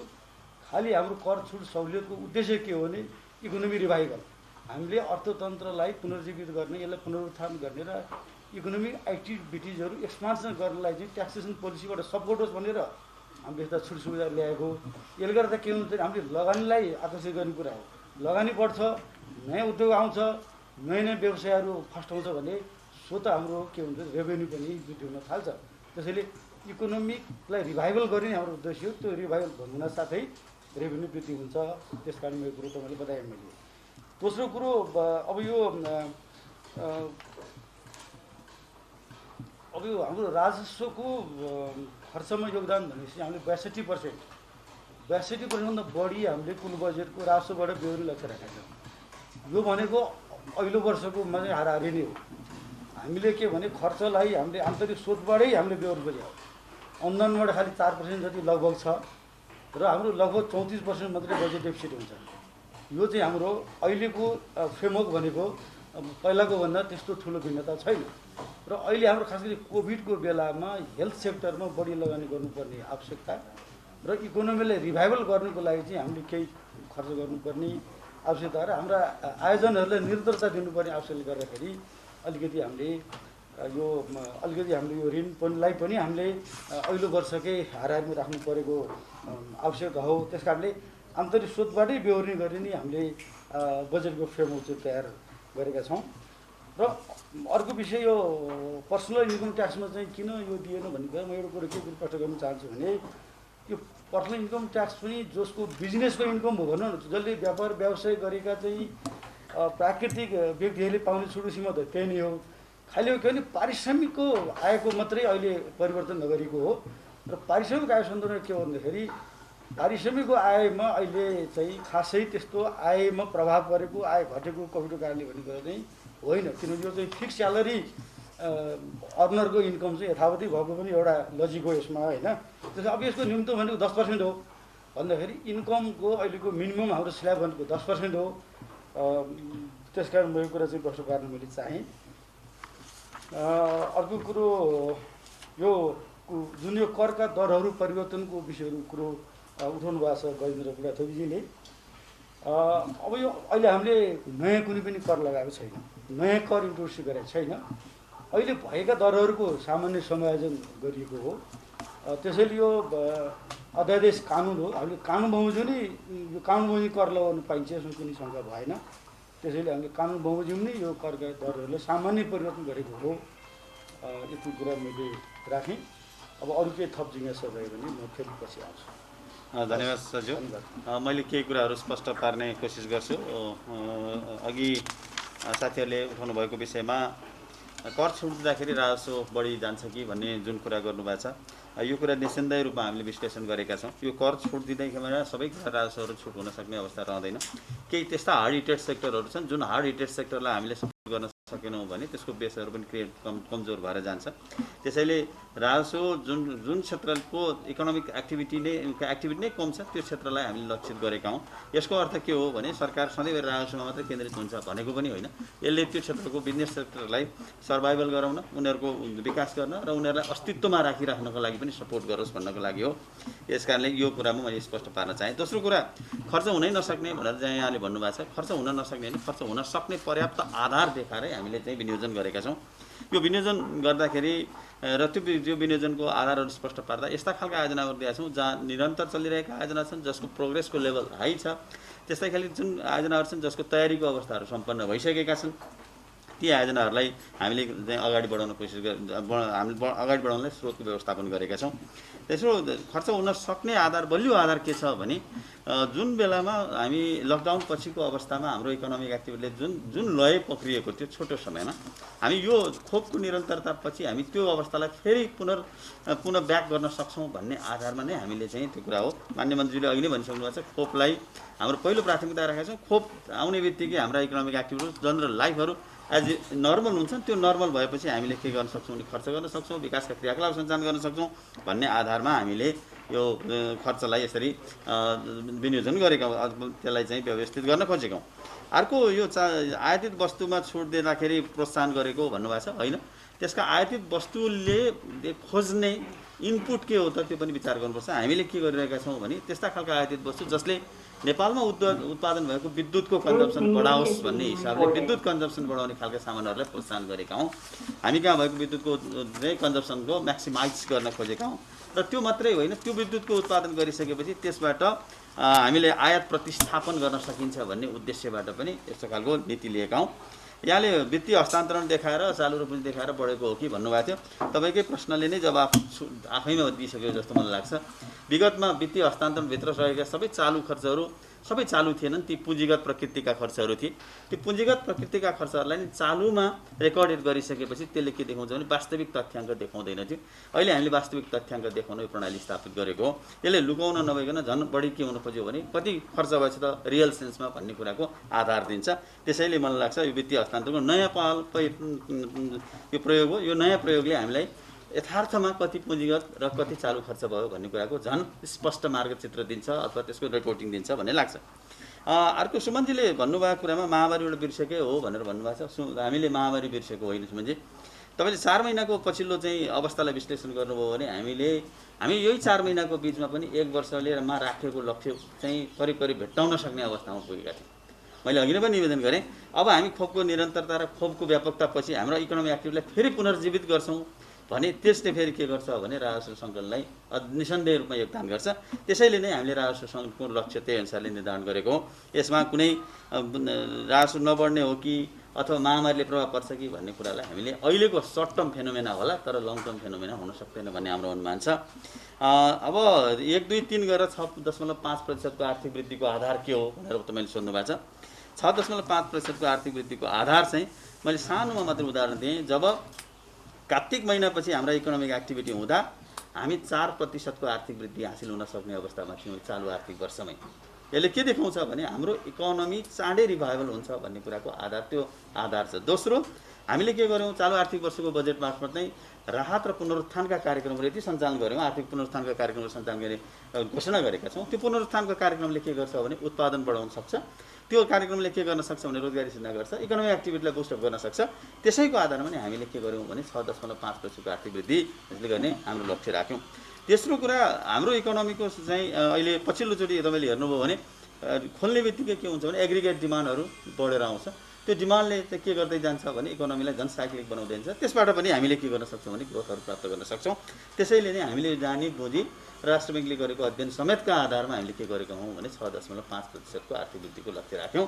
त्यसले म के कुरामा कन्फिडेन्स छु भने हामी सहजै रूपमा यो अवस्था चाहिँ 6.5% चाहिँ आर्थिक वृद्धि हासिल गर्न सक्छौँ। किन भन्दा हाम्रो पछाडिको कमिटमेन्टको ब्याकिङ लजिक के छ भने खोप दिइसकेपछि आर्थिक गतिविधिलाई फेरि पुनः सुचारू गरेर लिएर जान्छौँ भन्ने आधारमा हो। अर्को नवराजजीले भन्नुभएको कुरामा चाहिँ मैले धेरै कुराहरू मान्यमज्यूले पनि दिनुहुन्छ, राजनीतिक रूपमा दिनुपर्ने जवाफहरू। मैले चाहिँ स्रोत व्यवस्थापनको कुरामा यहाँलाई म के आश्वस्त गराउन चाहेँ भने हामीले फिस्कल फ्रेमवर्कलाई खलबलिन नदिकन हामीले स्रोत व्यवस्थापनको प्रयास गरेका छौँ। गत वर्ष कुल हाम्रो चाहिँ बजेटको करिब हामी कति थियौँ भने हाम्रो बजेटमा गत वर्ष चाहिँ हाम्रो अंश चाहिँ करिब 35.61% चाहिँ वैदेशिक र आन्तरिक ऋणबाट थियो भने अहिले हामीले त्यसलाई घटाएर 33.94 मा पारेको छौँ। भनेको गत वर्षभन्दा प्रोग्रेसिभ ढङ्गबाट अगाडि बढेका छौँ। र सँगै जिडिपीसँग क्यालकुलेसन गरेर हेर्ने हो भने पनि हाम्रो जिडिपीसँग क्यालकुलेसनको चालु वर्षको लागि हेर्ने हो भने यो प्रक्षेपित कुल गृहस्थ उत्पादनको 11.59% मात्रै हुन आउँछ, जबकि यो अंश गत वर्षको 12.22% थियो। त्यसैले हामीले यो फ्रेमवर्कलाई नभत्किने गरी इन्टरनेसनली एक्सेप्टेड भएको मानकमा आधारित भएर हामीले यस्तो खालको चाहिँ ऋण र आन्तरिक सहायताको परिचालन गर्न खोज्यौँ। दोस्रो कुरा मैले अहिले के पनि जवाफ गर्न खोजेँ भने हामीले राखेको यो सहायताको अंशमध्येको यो नेटिङ पनि हिसाब गर्नुपर्ने हुन्छ। हामीले कति खर्च चाहिँ यो रिपेमेन्टमा खर्च गर्छौँ भन्ने पनि हेर्नुपर्छ। त्यो नेटिङबाटै हेर्ने हो भने अहिले 539 अर्ब चाहिँ यहाँहरूले आन्तरिक र बाह्य गरेर देख्नुहुन्छ। 250 आन्तरिक 309 गर्दाखेरि 359 अर्ब जति 559 अर्ब छ। त्यसमध्येबाट करिब 109 देखि 110 अर्ब जति चाहिँ हामी के गर्छौँ भने सामग्री ब्याज तिर्न भुक्तानी गर्छौँ। यसले गर्दा हामीले परिचालन गर्ने भनेको त्यही 440-30-40 जति मात्रै हुन आउँछ। जुन हामी डेब्ट स्टकिङ चाहिँ हुन्छ त्यो डेब्ट स्टकिङको अंश त्यति हुन्छ। त्यसैले मलाई हामी के कुरामा विश्वस्त छौँ भने यो फिस्कल फ्रेमवर्क चाहिँ अहिलेको अवस्थामा भत्किन दिँदैनौँ, खलबलिन दिँदैनौँ। त्यसैबाट नै हामीले के गर्न सक्छौँ भने उत्पादनशीलता अभिवृद्धि गर्न सक्छौँ भन्ने लाग्छ। र अर्को कुरो यो आर्थिक कार्यविधि वित्तीय उत्तरदायित्व ऐनले आन्तरिक ऋण चाहिँ विकासका क्रियाकलापमा खर्च गर्नुपर्ने कानुनी प्रबन्ध गरेको छ। त्यसैले हामीले उठाएको जुन 250 अर्ब छ त्यो 250 अर्ब केमा खर्च गर्छौँ भन्दा विकास आयोजनाहरू खर्च गर्छौँ, पुँजीगत प्रकृतिका आयोजनाहरू खर्च गर्छौँ। त्यो सँगसँगै वैदेशिक सहायताबाट प्राप्त हुने आयोजनाहरू प्रोजेक्ट टाइप छन्, जसले के गर्छ भने अधिकांश विकास आयोजनाहरू सञ्चालनका लागि हामी त्यो पैसा खर्च गर्छौँ। यसले हामीले लिएको रिसोर्सेस, हामीले लिएको स्रोतहरू, हामीले लिएको त्यो सहायताहरू केमा भन्दा हामीले लिएको सहायताहरू मूलतः केमा परिचालन हुन्छ भने विकास आयोजनाहरूको सञ्चालन, जसको माध्यमबाट आर्थिक वृद्धिलाई तीव्रता प्रदान गर्नको लागि सहयोग हुन्छ, त्यतातिर हामी परिचालन गर्छौँ। मैले यो कुरा गरेँ। अब अर्थतन्त्रको क्षमता र खर्च किन बढेन भने नवराजीको क्वेसनमा खर्च बढाउनको लागि हाम्रो प्रयास जारी छ। हामी जुनसुकै अवस्थामा पनि अर्थ मन्त्रालयले लाइन एजेन्सीहरूलाई प्रभावकारी रूपमा परिचालन गर्ने, उहाँहरूलाई सहयोग गर्ने, सहजीकरण गर्ने र वित्तीय व्यवस्था र वित्तीय प्रबन्धहरूलाई चाहिँ सहज बनाउनको लागि क्रियाशील रहेका छौँ। त आगामी आर्थिक वर्षकै लागि हेर्नु हो भने हामीले बजेट मार्फत केही 4-5 वटा कुराहरू उल्लेख गरेका छौँ, जसले आयोजना कार्यान्वयनलाई तीव्रता दिन्छ। एउटा कार्यविधिहरू बनाउनको लागि अब क्याबिनेट जान्न नपर्ने व्यवस्था गरेका छौँ। अर्थ मन्त्रालयको सहमति सम्बन्धित मन्त्रालयले गर्न सक्छ। दोस्रो, हामीले 5 अर्बभन्दा ठुला 5 अर्बभन्दा बढी लगानी हुने ठुला आयोजनाहरूलाई एउटा छुट्टै एसपिभी स्पेशल पर्पज भेहिकल्सको माध्यमबाट हामी कार्यान्वयनको अगाडि बढाउने गरी एउटा चाहिँ संयन्त्रको व्यवस्था गरेको परिकल्पना गरेका छौँ। त्यसका माध्यमबाट खरिद सम्बन्धी व्यवस्था, वातावरणीय कानुन लगायतका अन्य कानुनमा छुट्टै कानुन निर्माण गरेर त्यो आयोजनाको कार्यान्वयनलाई तीव्रता दिने गर्न कोसिस गरिरहेका छौँ। चौथो नम्बर अर्को चाहिँ हाम्रो प्रणालीमा एलएमबीएसको सिस्टममा केही सुधार गरेर केही परिवर्तन गरेर हाम्रो कार्यक्रम संशोधन र रकमान्तरको कुराहरूलाई व्यवस्थित गर्न खोजिरहेका छौँ। त्यसले पनि के गर्छ भने परियोजना कार्यान्वयनमा तीव्रता दिने अवस्था रहन्छ। त्यस्तै गरी हामीले चाहिँ निरन्तर रूपमा अनुगमन गर्ने प्रणालीको विकास गरेका छौँ। अघि मान्य मन्त्रीले भनिसक्नु भएको छ, हामी भोलिदेखि नै हाम्रा सहसचिवहरूको संयोजकमा एउटा दुईटा टिमहरू गठन गरेर हामीले एउटा त प्रत्येक निकाय मन्त्रालयहरूले गर्नुपर्ने कामहरूको बारेमा आज सर्ट लिस्टिङ गरेर मन्त्रालयका सचिवहरूसँग बसेर यसलाई फाइनल गर्दैछौँ। अर्को अन्तर निकायहरूको बिचको समन्वय आवश्यक पर्ने खालका कार्यक्रमहरू कार्यान्वयन गर्नको लागि पनि छुट्टै एउटा संयन्त्रहरू विकास गरेर अगाडि बढ्दैछौँ, जसले गर्दा हामी के गर्न सक्छौँ भने हाम्रो यो अहिलेको विकास आयोजनाहरूलाई तीव्रता प्रदान गर्न हामी सक्षम हुन्छौँ र हामीले राखेको लक्ष्यहरू प्राप्त गर्न सक्छौँ भन्ने हाम्रो विश्वास छ। रासो आएन भने के गर्ने भन्नुभएको छ। मलाई चाहिँ यो क्वेसनै होइन जस्तो लाग्छ, किनभने हामी पुग्छ भनेर राखिसकेपछि आएन भनेर हामीले त्यसको वैकल्पिक प्लान बनाएकै छैनौँ। त्यस कारणले आउँछ भन्ने कुरामा ढुक्क छौँ र त्यसको पछाडिको ब्याकअप त मैले यहाँलाई निवेदन गरिहालेँ। नवराजीले सोध्नुभएको पशुपालीको बिमा बापतको रकम चाहिँ 50% अहिलेपालि गराउनु भएको हो भनेर भन्नुभयो। यो व्यवस्था गत वर्ष नै भइसकेको छ। गत वर्ष नै 75%बाट 50%मा कायम गरिसकेको छ। सबै प्रकारको अनुदानलाई 50%मा कायम राख्ने नेपाल सरकारको नीति बमोजिम निक्षेप तथा कर्जा सुरक्षण कोष अन्तर्गतको कर्जाको प्रिमियमलाई पनि यही व्यवस्था गरेका छौँ भने पशुपालीको बिमा बापतको लागि 50% कायम गरेको छौँ। अर्को यो निजीकरणको कुरा ल्याउनु भएको छ, टेलिकम र एनएससीको कुरा। हामीले बजेटमा केही कुराहरू बोलेका छौँ, तपाईँले राम्रोसँग पढ्नुभयो, त्यसको लागि धन्यवाद। त्यो टेलिकममा के गरेका छौँ भने निजीकरण भन्दा पनि सर्भिस हो, जसले लिन्छ त्यो सर्भिस लिने व्यक्तिलाई स्वामित्व दिने हिसाबबाट हामीले नयाँ खालको मोडलको परिकल्पना गरेका छौँ। यो भनेको चाहिँ नेपाल टेलिकमको सेवा लिने, चाहे त्यो यो ल्यान्डलाइन लिनुहोस्, चाहे त्यो मोबाइल लिनुहोस्, चाहे त्यो इन्टरनेट लिनुहोस्, त्यो लिने ग्राहकलाई मात्रै केन्द्रित गरेर ग्राहकले नै त्यसको सेवा, त्यसको स्वामित्व, त्यसको प्रतिफलमा लाभ लिन पाउने व्यवस्था गर्न खोजिएको हो। यो अन्य कुनै प्रकारको निजीकरणको मोडल होइन। यसलाई हामी यसको स्वामित्वमा कसको त भन्दा उपभोगकर्ताको चाहिँ अथवा उपभोग गर्ने व्यक्तिको स्वामित्व बढाउन खोजेका हौँ एउटा। दोस्रो, एनएससीकोमा चाहिँ हामीले के भनेको छौँ भने स्ट्राटेजिक पार्टनरको कुरा गरेका छौँ। प्रतिस्पर्धात्मक प्रणालीको माध्यमबाट स्ट्राटेजिक पार्टनर ल्याउने भनेर हामीले बोलेका छौँ। स्ट्राटेजिक पार्टनर ल्याउने भनेको चाहिँ यस अर्थमा हामीले निजीकरणको सबै त्यही निजीकरणै गरेर जान्छौँ भन्ने कुराको होइन। त्यसो सञ्चालनका विधिहरूमा हुनसक्ला, स्वामित्वमा हुनसक्ला, यसका मोडालिटीहरू क्लियर हुन्छ। मोडालिटी क्लियर गर्नको लागि हामी एउटा कार्यदल गठन गरेर तुरुन्तै काम गर्ने हाम्रो चाहिँ यो नीति छ। त्यो नीति मैले भने जस्तै हाम्रो सहसचिवको अध्यक्षतामा भएको कमिटीले काम गर्न थालिहाल्छ। जनार्दनजीले भन्नुभएको कुरामा चाहिँ मलाई के लाग्छ भने यो अघि सचिवले नि भन्नुभयो इलेक्सनको के पर्सनल इन्कम ट्याक्सको छुटको कुरा त यो स्ट्यान्डिङ तलब प्राप्त गरिने साथीहरूलाई त्यस्तो केही समस्या होला जस्तो लाग्दैन। केही समस्याहरू अरू समस्याहरू चाहिँ हाम्रो ट्याक्सको रेटै हामीले 10 गरेर रेटैहरू कम गरेको सन्दर्भमा चाहिँ त्यसको केही समस्या आउँछ जस्तो लाग्दैन। हाम्रो अर्निङको लेभल जति बढ्दै जान्छ त्यसको आधारमा नै हामीले ट्याक्स एक्जम्पसनको लेभल बनाउँदै जाने हो। त्यो हामी क्रमशः निरन्तर सुधार गर्ने विधिमै छौँ। यहाँले भन्नुभयो इलेक्सनमा रकम छैन भन्नुभएको छ। इलेक्सनको रकम चाहिँ अघि मान्य मन्त्रीले भन्नुभयो एस्योर गरिसकेका छौँ। अर्थविविधमा पैसा राखेको छौँ। हामीले अहिले निर्वाचन आयोगमै रकम राख्दैमा मात्रै चुनाव हुने भनेर भन्न चाहिँ हो जस्तो लाग्दैन। नेपाल सरकारको कमिटमेन्ट हो। चालु आर्थिक वर्षमै हामीले के भनेका छौँ भने निर्वाचन गर्नको लागि चालु आर्थिक वर्षमा शीर्षक कहीँ खुल्दा नखुल्दा पनि हामी निर्वाचनका लागि रकम उपलब्ध गराउन तयार छौँ। अर्थ मन्त्रालयले त्यो स्रोत व्यवस्थापन गर्न तयार छ भनेर जुन हामीले भनिरहेका छौँ। अहिलेपालि त हामीले निर्वाचनकै लागि भनेर नै अर्थविधिमा हामीले रकमहरू छुट्याइसकेको कारणले गर्दा कुनै पनि हालतमा निर्वाचनका लागि आवश्यक पर्ने रकमहरूको अभाव हुँदैन। हामीले शीर्षक पनि खोलेर छोडिसकेका छौँ। गजेन्द्रजीले भन्नुभएको कुरा चाहिँ मैले दुईवटा मात्रै कुरा गरेँ। गरिब निवारण कोष खारेजीको कुरा हामीले यो जानेरै गरेकै हौँ। गरिब निवारण कोष ऐन 2060 बमोजिम गरिब निवारण कोषको खारेजी गर्ने नेपाल सरकारको विगतको प्रयासहरू अझै पनि म्याटेरियलाइज हुन सकेको छैन। अहिले पनि कोष अस्तित्वमै छ। त्यसलाई विधि प्रक्रिया पुर्याएर त्यसलाई खारेज गर्ने हो। जहाँ जो खारेज गर्नको लागि भनेरै हामीले पोलिसी स्टेटमेन्ट गरेको। त्यो कोष अन्तर्गत प्रवर्तित भएका संस्थाहरू जसले हामी त्यहाँका संस्था भन्छौँ त्यसले परिचालन गरेको करिब 19 अर्बभन्दा बढी रकम चाहिँ हामी के गर्न खोजिरहेको छौँ भने आवर्ती कोषको रूपमा त्यसलाई चाहिँ सहकारीको माध्यमबाट परिचालन गर्ने र ग्रामीण क्षेत्रमा गरिब निवारणका कार्यक्रम र रोजगारी सिर्जनामा परिचालन गर्न खोजिरहेछौँ। यसको अर्थ चाहिँ के होइन भने यो थाहा नभएर होइन कि हामीले गरिब निवारण कोष ऐनमा नै परिवर्तन गरेर यसलाई खारेज गर्नुपर्छ भनेर पोलिसी स्टेटमेन्ट गरेको। यो कामलाई केही हदसम्म प्रधानमन्त्री मन्त्री परिषद कार्यालयले अगाडि बढाइसकेको छ। यसको बारेमा केही अगाडि नै एउटा कार्यदलले प्रतिवेदन पनि पेश गरिसकेको छ। त्यो प्रतिवेदनको आधारमा हामी यसलाई चाहिँ कार्यान्वयनमा लिएर जान्छौँ। त्यसको आधारमा जान्छौँ। अब यहाँ गजेन्द्रजीले उठाउनु भएको एउटा कुरा चाहिँ करका दरहरू परिवर्तन गर्न पाउने कि नपाउने भन्ने लाग्छ। मलाई लाग्छ मैले सम्झना भएसम्म संविधानमा कानुन बमोजिम बाहेक कर लगाउन र उठाउन पाइने छैन भन्ने शब्दहरूको प्रयोग गरेको छ। अध्यादेशको व्यवस्था भनेको संविधानको धारा 119 को व्यवस्था भनेको चाहिँ अध्यादेशको व्यवस्था कानुन नै हो। त्यो कानुनकै प्रावधानभित्र रहेर हामीले अहिले मौजुदा भएका करका दरहरूमा केही परिवर्तन गरेका हौँ। नयाँ करहरू इन्ट्रोड्युस गरिएको छैन। अहिले करहरू इन्ट्रोड्युस नगरिकन भइरहेका करका दरहरूलाई केही समय परिवर्तन गर्न सकिन्छ। त्यसो त आर्थिक ऐन प्रत्येक वर्षको आर्थिक ऐनको दफा 18ले कुनै कर लाउन वा घटाउन छुट दिन पाउने व्यवस्थाहरू संसदले नै कसलाई दिएको छ भने यो चाहिँ नेपाल सरकारलाई कार्यपालिकालाई दिएको अधिकारै छ। त्यो ऐनमा आर्थिक ऐनमै त्यो भएको व्यवस्था पनि छ।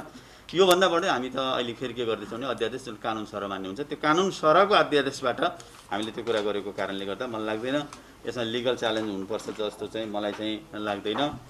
यहाँ साथी अहिले एकजना सीताजीले होला जस्तो अध्यादेशको आयु कति हुन्छ भन्ने कुरा गर्नुभयो। अध्यादेशको आयु संविधानले प्रष्ट रूपमा उल्लेख गरेको छ। सँगै संसद बसेको चाहिँ 2 महिनाभित्र हुनुपर्छ भन्ने कुराहरू गरिएको छ। अथवा सामान्य राष्ट्रपतिबाट जुन बेला खारेज भएको हुन्छ त्यो बेला हुन्छ भन्नुभएको छ। त्यो भनेको उल्लेख गरेको छ। त्यस कारणले आयु त संविधानले तोकेको समयभित्र समयसम्म रहन्छ। यसको अर्थमा अर्को कानुन नबनेसम्म यो अध्यादेशको बात चाहिँ बहाल रहिरहन्छ। त्यसैले गर्दा यसको आधारमा राज्य सञ्चालनका प्रक्रिया अगाडि बढाउनका लागि यदि त्यो अध्यादेश ल्याउन सकिएन भने भोलि त फेरि कर लगाउन पाउने र कर लगाउन पाउने कामहरू त सबै बन्द हुन्छ। त्यस कारणले कर लगाउने कामहरूलाई निरन्तरता दिनको लागि हो। जहाँसम्म तपाईँले पनि सोध्न सक्नु होला यो अध्यादेश किन भने चाहिँ यो आज हिजै बेलुकादेखि लागू भइसकेको छ। कर सङ्कलन गर्ने कुराहरू भन्सार अन्तःशुल्क र मूल्यवृद्धि कर हिजैदेखि लागू भइसकेको छ। त्यस कारणले त्यो प्रयोजनका लागि पनि के गर्नुपर्छ भने अध्यादेश ल्याउनुपर्ने अवस्था हुन्छ।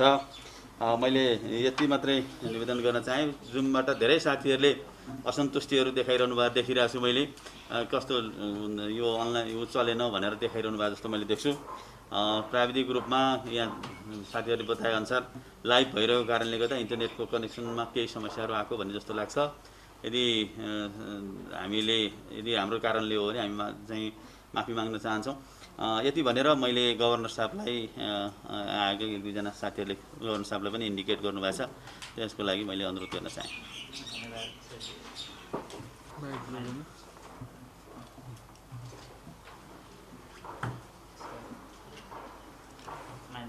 सचिवहरू, सम्पूर्ण पत्रकार साथीहरू, महत्त्वपूर्ण प्रश्नहरू राख्नु भएको छ। ब्याङ्किङ क्षेत्रसँगै सम्बन्धित कुरा धेरैवटा नभए पनि धेरै महत्त्वपूर्ण इस्युहरू आएका छन्। त्यसमा सचिवहरूले चाहे राजस्वसँग गाँसिया विषय होस्, स्रोतसँग गाँसिया विषय होस्, चाहे खर्चसँग गाँसिया विषय होस्, चाहे आन्तरिक र बाह्य ऋणसँग गाँसिया विषय होस्, चाहे आर्थिक वृद्धिसँग गाँसिया कुराहरू, यी सबैमा डिटेलै औचित्यता प्रस्तुत गरिसक्नु भएको छ। म दुईवटा मात्रै बुँदा छुन चाहन्छु। एउटा आर्थिक वृद्धिमा सजिलो भन्नुभएको कुरोमा केही सप्लिमेन्ट मात्रै गर्न चाहन्छु र अर्को चाहिँ नवराजीले उठाउनु भएको यो एसएमइजहरूको सम्बन्धमा चाहिँ के आयो भन्ने सन्दर्भमा राख्नु भएकोमा आर्थिक वृद्धिको सन्दर्भमा चाहिँ आधार के हो त भन्ने सन्दर्भमा उठाउनु भएको प्रश्नको सन्दर्भमा सजिलो राखेको म केही थप्न चाहन्छु। हाम्रो अहिलेको बेस तल छ। गत वर्ष नेगेटिभ सङ्कुचन भएको र यो साल पनि चैत मसान्तसम्मको हेर्दा पनि 4% मात्रै भइरहेको र यताको सब्सिक्वेन्ट निषेधाज्ञाको कारणले त्यो पनि एचिभ हुन गाह्रो भएको स्थिति, चुनौतीपूर्ण भएको स्थिति हामीले देखिरहेको। जब बेस तल छ भने एउटा आधार भोलि चाहिँ त्यो बेसलाई टेकेर जाँदा बेसी चाहिँ नम्बरमा हुनु स्वाभाविक हो। दोस्रो कुरो सचिवले राखिसक्नु भएको छ। हामी चाहिँ कोभिडको भ्याक्सिनेसनको उसमा छौँ, जसले गर्दा सबैको आत्मबल बढ्नेछ, बिजनेस चाहिँ रिकभर हुनेछ। त्यो आधारमा पनि हामीले ग्रोथलाई कसरी विकास गरिरहेको। सँगसँगै हाम्रो ग्रोथ चाहिँ कस्तो पनि देखिन्छ भने गत साल हेर्नु हो भने कार्तिकसम्म मङ्सिरसम्म पनि हामी कर्जा प्रभाव भएन, बिजनेस चाहिँ खासै चलेनन्, डिमान्ड चाहिँ क्रिएट भइरहेको छैन भनिरहेको छौँ। त्योभन्दा पछाडि चैतसम्म आइराख्दाखेरि 700 अर्बको कर्जा चाहिँ मार्केटमा गएको छ। भन्नुपर्दा हाम्रो ग्रोथ भनेको भी सेप मात्र होइन कि हाम्रो ग्रोथ भनेको भिर सेप के ठाडो, यसरी नै हेर्नुपर्ने त्यो अर्को आधार पनि हामी लिन सक्छौँ। र अन्यत्र इन्टरनेसनल लेभलमा पनि हामीले हेऱ्यौँ भनेदेखि कस्तो देखिन्छ भने जस्तै इन्डियामै भनौँ न 8%को नकारात्मक ग्रोथको गत साल, यो वर्षलाई आइएमएफले फोरकास्ट गर्दा 12.5%को गरिरहेछ। फिचले गर्दा 12.8 गरिरहेछ। होला त्यहाँ त्यो विधि महामारी त्यहाँ पनि बढिरहेको अवस्था छ, त्यसले असर त गर्ला। तर अघिल्लो वर्ष चाहिँ घटिरहेको अवस्थामा चाहिँ नेक्स्ट इयर चाहिँ एक खालको छुट्टै बोनस ग्रोथ हुने ट्रेन्ड इन्टरनेसनली पनि छ। यी आधारमा पनि हामीले चाहिँ 6.5 को फोरकास्ट गरिरहेछौँ। जहाँसम्म लघु घरेलु तथा साना उद्योगहरूलाई के आयो त भन्ने सन्दर्भमा यहाँले उठाउनु भएको विषय छ। बजेटमा धेरै ठाउँमा यो कुराहरू छ। बजेटको मुद्दा नम्बर 64-65 यहाँले हेर्नु हो भने यहीसँग गाँसिएको कुरा छ। 50 अर्बको व्यावसायिक निरन्तरता कर लास्ट इयरबाट मात्रै सुरु भएको विषय यो वर्ष त्यसले चाहिँ निकै नै पिकअप गर्ने छ। हामीले हेरिराख्दाखेरि गत साल त्यसका आफ्नै लिमिटेसन भए। हामीले अरू प्रडक्ट मार्फत त्यसको काम लियौँ। खास गरी ब्याङ्किङ सिस्टममा चाहिँ हामीले 20% र 10% को एडिसनल क्रेडिट इन्हान्समेन्ट गर्न पाउने व्यवस्था राष्ट्र ब्याङ्कबाटै मोनिटरी पोलिसीबाट गरिदिएको कारणले यसको बेनिफिट त्यहीँबाट पाए तिनीहरूले। त्यसले गर्दा यो धेरै युटिलाइज भएन। तर आउने वर्ष चाहिँ यो बेसीभन्दा बेसी युटिलाइज हुन्छ। त्यसै गरी सहुलियतपूर्ण कर्जा जसको लागि 13 अर्बको बजेट व्यवस्था छ, त्यसले झन्डै 2.5 खर्ब 2 खर्ब 70 अर्बको चाहिँ लोनको पोर्टफोलियो क्रिएट गर्छ। त्यसबाट पनि धेरै एसएमइजहरूले फाइदा लिनुहुनेछ। त्यसै गरी बजेटमा स्पष्ट रूपमा नेपाल राष्ट्र ब्याङ्कले ल्याउने नीति अन्तर्गतको पुनर्कर्जाको बारेमा पनि यो आर्थिक पुनरुत्थानलाई सहयोग पुग्ने गरी ल्याउनेछ भनेर स्पष्ट रूपमा बोलिएको छ। त्यसले गर्दा एमएसएमइजहरूलाई एड्रेस गर्ने गरी बजेटमा विभिन्न ठाउँमा स्पष्ट रूपमा व्यवस्था भएको भन्ने निवेदन गर्न चाहन्छु। म अहिले यति नै राख्छु। धन्यवाद गौरव सर। यहाँ साथीहरूले दुईवटा टेक्स्ट गर्नुभएको रहेछ चाहिँ तपाईँहरूको नचलेन भनेर। एकजना बालकृष्ण गेवालीजीले र अर्को चाहिँ बिजमाण्डुको खेमराज श्रेष्ठजीले। खेमराज श्रेष्ठजीले सोध्नु भएको छ भने भन्छु 44 दिन यही आर्थिक वर्षमा बाँकी छ, त्यस कारणले खोप चाहिँ यही वर्ष ल्याउन सकिँदैन थियो र बजेटमा किन लेख्नु पऱ्यो भन्ने एउटा क्वेसन गर्नुभएको छ। अर्को चाहिँ आशिष गेवालीले सामाजिक सुरक्षा वितरण अहिलेको आधारमा हुने भने आर्थिक अवस्थाले धान्न सक्ला, भोलिपछि यसलाई सस्टेन गराउन सकिएला भन्नुभएको छ। त्यस्तै बालकृष्ण गेवालीजीले जिडिपीको करिब 6% र राजस्वको 10% चाहिँ यता सामाजिक सुरक्षामा जाँदाखेरि कतै ग्रिसको पथमा जान लाग्यो हो कि भनेर क्वेसन सोध्नुभएको रहेछ। त्यस्तै गरी एकजना साथीले अर्थतन्त्र.com को साथीले चाहिँ निर्वाचनको विषयमा त्यसको रकम जान्न चाहेको भन्नुभएको रहेछ। अब जवाफ दिइसकेकोले भनिरहनु परेन भन्नुभएको छ। मैले दुईवटा कुरा गरेँ, मान्य अर्थमन्त्रीलाई हस्तान्तरण गर्छु। सबभन्दा पहिला त हामीले खेमराजजीकै क्वेसनलाई मैले जवाफ दिन चाहेँ। हामीले चाहिँ छिटै गर्छौँ भनेको अर्थ चाहिँ यो बेलामा चुप लाएर बस्छौँ भन्न खोजेको चाहिँ पक्कै पनि होइन। मान्य अर्थमन्त्रीको बजेटमा के लेखिएको छ भने शीघ्र खोपको आपूर्ति सुनिश्चितता गर्ने भनेका छौँ। यो भनेको तुरुन्तै पनि हो, हामी तुरुन्तै पनि त्यो काम गर्न गर्छौँ। हाम्रो ओरिएन्टेसन नै त्यतापट्टि भएको कारणले गर्दा हामी आर्थिक वर्षलाई पर्खिरहनु पर्दैन। स्रोत व्यवस्थापनको हिसाबले अर्को आर्थिक वर्ष पनि स्रोत छ भन्ने कुराको सुनिश्चितता हो। जहाँसम्म अघि आशिषजीले र बालकृष्णजीले क्वेसन उठाउनु भएको चाहिँ सामाजिक सुरक्षाको खर्च बढ्यो भन्ने कुरा गर्नुभएको छ। सामाजिक सुरक्षाको खर्च चाहिँ हामी म्यानेजेबल साइजमै छौँ। अब पछिल्ला दिनहरूमा अब केही समय पछाडि हामी योगदानमा आधारित सामाजिक सुरक्षाले जब चाहिँ काम गर्दै जान्छ त्यसपछि डेफिनेटली सामाजिक सुरक्षामा नेपाल सरकारले गर्नुपर्ने लगानीको अंशहरू घटेर जान्छ। यो सामाजिक सुरक्षाले कुनै हदसम्म कुनै बेलामा चाहिँ महामारीमाबाट पीडित भएकालाई क्यास ट्रान्सफर गर्नुपर्छ भन्ने एउटा मान्यता रहिरहेको सन्दर्भमा हामीले त्यो क्यास ट्रान्सफरको अवस्थालाई पनि मध्यनजर राखेर यसलाई व्यवस्थित गर्न खोजेको हौँ। यो वित्तीय क्षमताभन्दा टाढा गएर अथवा यो सबलताभन्दा टाढा गरेर भोलि त्यसले ल्याउन सक्ने प्रतिकूलताहरूलाई ध्यान नदिकन ल्याइएको होइन, प्रतिकूलतालाई पनि यथोचित ध्यान दिएर हामीले ल्याउन खोजेका हौँ। त्यस कारणले साथीहरूलाई प्रश्नको लागि धेरै धेरै धन्यवाद दिन चाहन्छु र म अन्तमा मान्य अर्थमन्त्रीलाई यहाँ उठेका केही विषयहरूमा सम्बोधन गर्दै कार्यक्रम पनि यो पछि समापन गरिदिनु हुन सादर अनुरोध गर्न चाहन्छु। साथीहरू, यहाँहरूले राख्नुभएका जिज्ञासाहरूको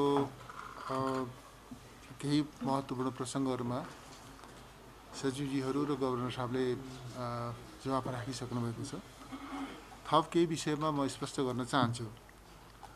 सबैभन्दा पहिला यहाँ एउटा जिज्ञासा राख्नुभएको छ, महामारी बिर्सिएको हो कि, सरकारले महामारी बिर्सिएको हो कि, महामारी बिर्सिएर राजस्वको लक्ष्य यस ढङ्गले निर्धारण गरेको हो कि भन्ने कोणबाट पनि प्रश्नहरू आयो। म बहुत स्पष्टसँग राख्न चाहन्छु, महामारी बिर्सिएको होइन, महामारीलाई मुख्य चुनौतीको रूपमा स्वीकार गरेर त्यसलाई सामना गर्ने दृढ अठोट लिएर सामना गर्ने योजना र इच्छाशक्तिका साथमा त्यस प्रकारका कार्यक्रम र नीतिहरूका साथमा यो बजेट आएको छ। हामी कोभिड छ, कोभिड कहिले नियन्त्रण हुन्छ, कहिले रोकथाम हुन्छ हेर्दै जाउँ भनेर बस्ने हो भनेदेखि राजस्वका लक्ष्यहरू निर्धारण गर्न निसन्देह गाह्रो हुनेछ। तर हामी त्यसो गरिरहेका छैनौँ।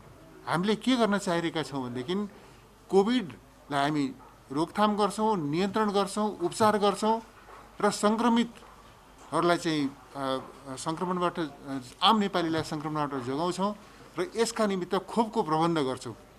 खोपको प्रबन्धको सन्दर्भमा साथीहरूले जुन प्रकारको सुझाव राख्नुभएको छ, जिज्ञासा राख्नुभएको छ, म धन्यवाद भन्न चाहन्छु। 44 दिन बाँकी छ यही आर्थिक वर्षभित्र अथवा कहिलेसम्म। अहिले यति बेला अर्थमन्त्रीका हैसियतमा म यहाँहरूसँग प्रस्तुत भइरहँदाखेरि मैले खोप यति दिनभित्र भनेर सायद दिनै तोक्नु त्यति उचित नहोला। तर म यहाँलाई भन्न चाहन्छु, यहाँहरूले सरकारले गिभन सिचुएसनमा आफ्नो प्रभावकारी पहल कदमीका साथमा नेपाली जनतालाई समयमै खोप उपलब्ध गरायो। यो सरकार धन्यवादको पात्र छ भनेर यहाँले समाचार लेख्ने गरी, समाचार प्रसारण गर्ने गरी, सम्पादकीय लेख्ने गरिकन सरकारले खोपको प्रबन्ध गर्ने काममा लाग्छ। खोप यति बेला हाम्रा निम्ति सर्वाधिक महत्त्वपूर्ण सरकारको कार्यसूची हो भन्ने कुरा सरकारलाई राम्रोसँग याद छ। त्यो जिम्मेवारी बोधबाट सरकार निर्देशित छ भन्ने कुरा म यहाँलाई बताउन चाहन्छु। त्यस कारणले हामी यत्तिकै पर्खिएर बस्दैनौँ, यत्तिकै तमासा हेरेर बस्दैनौँ, चुनौतीको सामना गर्छौँ, कोभिडलाई नियन्त्रण गर्छौँ, आम नागरिकलाई खोपको प्रबन्ध गर्छौँ र हाम्रो अर्थतन्त्रलाई चलायमान तुल्याउँछौँ, गतिशील तुल्याउँछौँ र यो राजस्वको लक्ष्य हासिल गर्छौँ। त्यस कारणले राजस्वको लक्ष्य मात्रै निर्धारण गरेका छैनौँ, त्यो लक्ष्य हामीले कसरी प्राप्त गर्छौँ भन्ने बारेमा क्याटेगोरिकली हाम्रा स्टेपहरू 1, 2, 3 गरेर हामीले चाहिँ बजेटमा त्यो प्रबन्ध गरेका छौँ। त्यस हिसाबले बजेट आएको छ। त्यस कारणले कोभिड बिर्सिएको होइन, कोभिड मुख्य चुनौतीहरू यसलाई सामना गर्नुपर्छ, सामना गर्न सकिन्छ, सक्नुपर्छ भन्ने त्यो अठोटको साथमा बजेट आएको छ। बजेटको मूल ओरिएन्टेसन नै त्यतातर्फ छ भन्ने कुरा मैले यहाँसँग थप समय लिएर बताइरहनुपर्छ भन्ने मलाई लाग्दैन। जहाँसम्म यो एउटा अर्को महत्त्वपूर्ण विषय राख्नुभएको छ, मतदातालाई प्रभावित गर्नका निम्ति भन्नुभएको छ। यो मैले एउटा कुरा के बुझ्नु बाँकी रह्यो भनेदेखि सरकारले मतदाता प्रभावित गर्नका लागि होइन, सरकारले आफ्नो अभिभार पुरा गर्नका लागि यो बजेट ल्याएको हो। यो बजेट ल्याउँदा मतदाताहरूमा के प्रभाव पर्छ त्यसतर्फ सरकारको ध्यान छैन। सरकारको ध्यान के कुरामा छ भनेदेखि सरकार हुनुको नाताले यो सरकारको जनताप्रति जवाबदेही छ, यो सरकार जनताप्रति जवाबदेही छ, जनताप्रति राष्ट्रप्रति यो सरकारको जिम्मेवारी छ। त्यो जिम्मेवारी सम्पादन गर्नका लागि, त्यो जिम्मेवारी पुरा गर्नका लागि हामीले यो बजेट लिएर आएका हौँ। त्यस कारणले जनतालाई प्रभावित गर्नका लागि होइन, जनता र राष्ट्रका प्रति यो सरकारको काँधमा जुन अभिभार छ, जुन जिम्मेवारी छ, त्यो जिम्मेवारी पुरा गर्नका निम्ति हामीले यो बजेट लिएर आएका हौँ र यो जनताप्रति जवाबदेही भएको नाताले हामीले यो बजेट लिएर आएका हौँ। त्यस कारणले म यो कुरा स्पष्ट गर्न चाहन्छु। हो, एउटा बुझ्न नसिकेको गुत्थी के छ भनेदेखि जनता प्रभावित हुन्छन्, जनतामा सरकारको सकारात्मक प्रभाव जान्छ भनेर जनताप्रतिको जिम्मेवारीबाट सरकार पन्छिनुपर्छ, सरकारले चाहिँ कुनै राम्रा काम, राम्रा कार्यक्रम अघि सार्नु हुँदैन, कार्यान्वयन गर्नु हुँदैन भन्ने कोणबाट जुन टिप्पणीहरू आएको छ, म यस्तो टिप्पणीलाई कुनै जवाब दिनुपर्छ भन्ने पनि म ठान्दिनँ।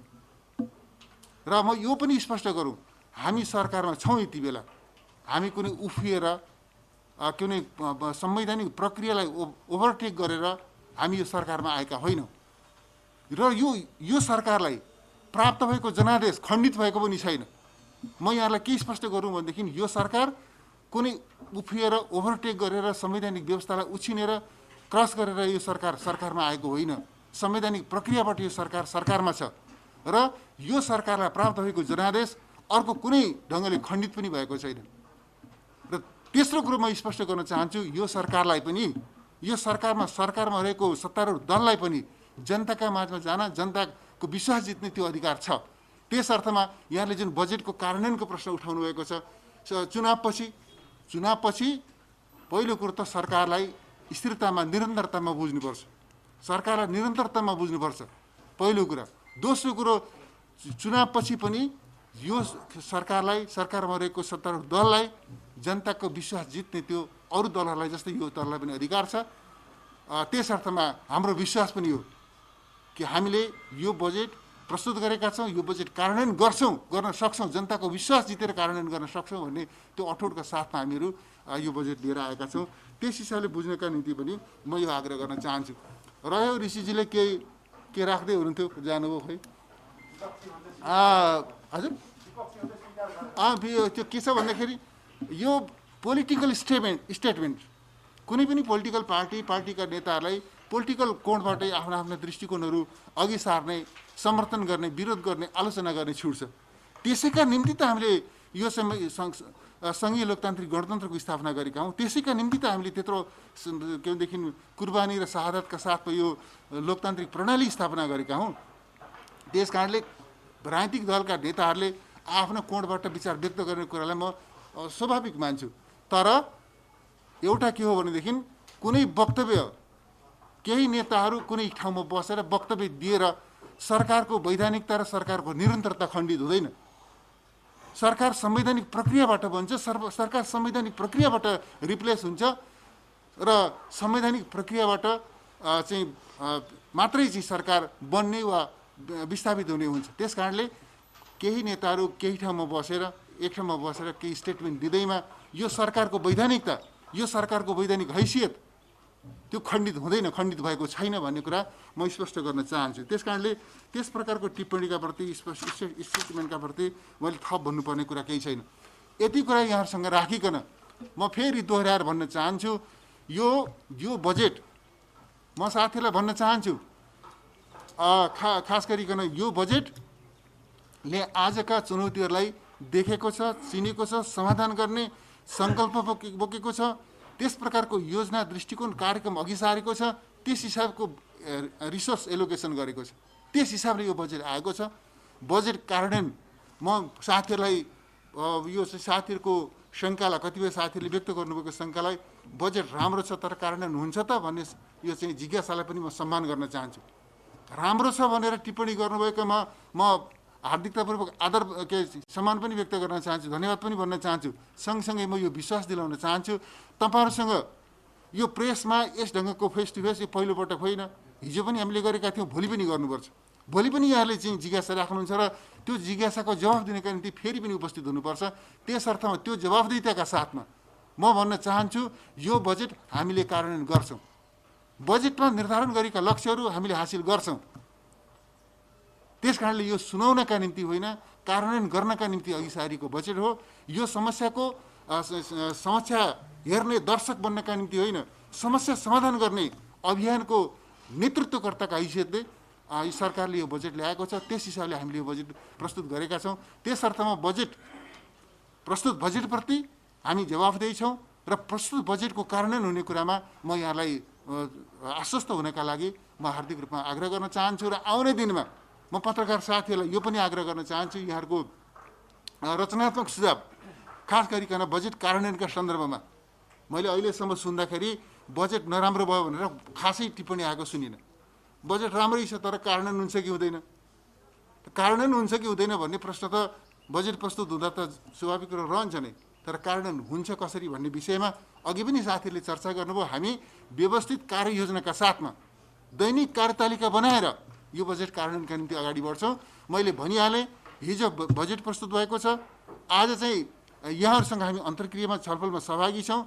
भोलिदेखि नै हामीले बजेट कार्यान्वयनका सन्दर्भमा व्यवस्थित कार्ययोजना बनाएर अगाडि बढ्दैछौँ र यो बजेट कार्यान्वयन गर्ने र बजेटले निर्धारण गरेका लक्ष्यहरू हासिल गर्ने आज जुन प्रकारको कोभिडले जुन प्रकारको च्यालेन्ज सृजना गरेको छ नागरिकको जीवन रक्षाको प्रश्नमा र आर्थिक पुनरुत्थान र अर्थतन्त्रलाई गतिशील तुल्याउँदै समाजलाई समृद्धितर्फ लिएर जाने प्रश्नमा ती चुनौतीहरूको सामना गर्दै मुलुकलाई अगाडि लिएर जाने त्यो सरकारको अठोटमा यहाँहरूको रचनात्मक सुझाव सहयोग र ऐक्यबद्धताका निम्ति पनि म हार्दिक रूपमा अपिल गर्न चाहन्छु।